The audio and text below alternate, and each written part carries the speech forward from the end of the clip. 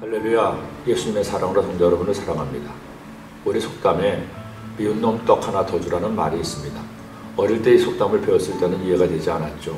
왜 미운 사람에게 화를 내지 않고 떡을 주라는 것일까? 나이가 좀 들었어도 잘 이해가 되지 않았습니다. 그런데 주의 종이 되어 말씀을 묵상하면서 비로소 그 말을 이해하게 되었습니다. 성경에도 이와 같은 말씀이 아니 이보다 더한 말씀이 나오기 때문입니다. 젊은 시절 잠언의 말씀을 묵상하던 중 보았던 이 말씀은 제게 신선한 충격으로 와 닿았습니다. 미운 놈 떡 하나 더 주라는 말보다도 더 심오하고 강력한 말씀이었죠. 내 원수가 배고파거든 음식을 먹이고 목말라거든 물을 마시게 하라. 그리하는 것은 핀 숯을 그의 머리에 놓는 것과 일반이요 야외에서 내게 갚아 주시리라. 나에게 고통을 주고 해롭게 한 원수가 배가 고프면 먹여주라는 겁니다. 목말라 하면 물을 주라는 거죠. 원수가 아파하고 힘들어할 때 좋아하는 것이 아니라 오히려 그를 도와줄 때, 이것이야말로 악을 선으로 갚는 가장 위대한 방식이 되는 것이요 하나님마저 감동시켜 하나님의 복을 받는 비결이라는 겁니다. 요셉이 바로 이렇게 살았습니다. 무리 10명의 형들이 어린 요셉을 미워하고 시기해서 애굽 나라의 노예로 팔아버렸습니다. 요셉을 극진히 사랑했던 아버지 야곱의 마음에 대못을 받고도 보른 채 했던 형들이었습니다. 노예로 끌려간 요셉은 사람들에게 온갖 시달림을 받으면서도 끝까지 하나님을 신뢰했습니다. 무엇을 하든 어디에 있든 그의 최선을 다했습니다. 그러자 마침내 하나님의 때가 되어 하나님은 요셉을 애굽의 총리가 되게 하셨죠. 애굽의 총리가 된 요셉은 애굽뿐 아니라 흉년으로 고통당하는 이웃나라 사람들까지 돌보는 위대한 사람이 된 겁니다. 그리고 운명은 마침내 팔려갔던 요셉과 팔아버린 형들을 만나게 했습니다. 그리고 아버지와 모든 직소를 계속되는 흉년을 피해 요셉이 총리되는 애굽으로 이주하게 했고 요셉의 도움을 그들은 받게 되었습니다.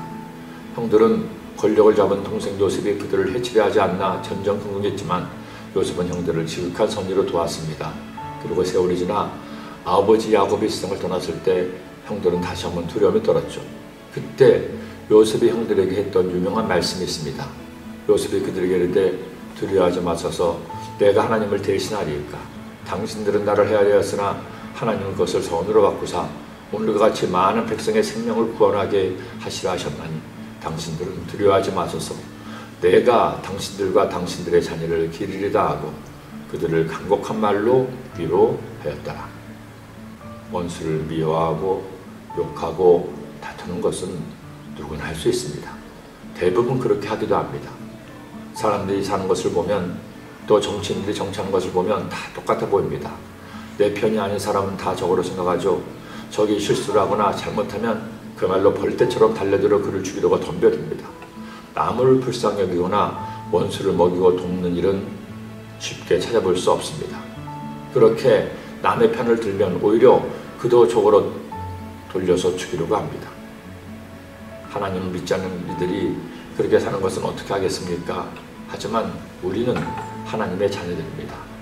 우리는 나의 아버지 되시는 나의 구주 되시는 주님의 말씀대로 살아야 할 사명이 있습니다. 오늘 이 말씀이 여러분을 더욱 빛나가기를 소원합니다. 요셉같이 악을 선으로 이기는 하나님의 자녀가 되시기를 기도합니다. 기도드립니다.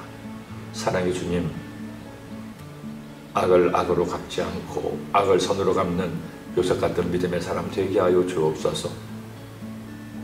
그래서 주님을 기쁘시게 하고 주님께 칭찬받고 복받는 하나님의 백성 되게 하여 주옵소서. 예수님의 이름으로 기도드립니다.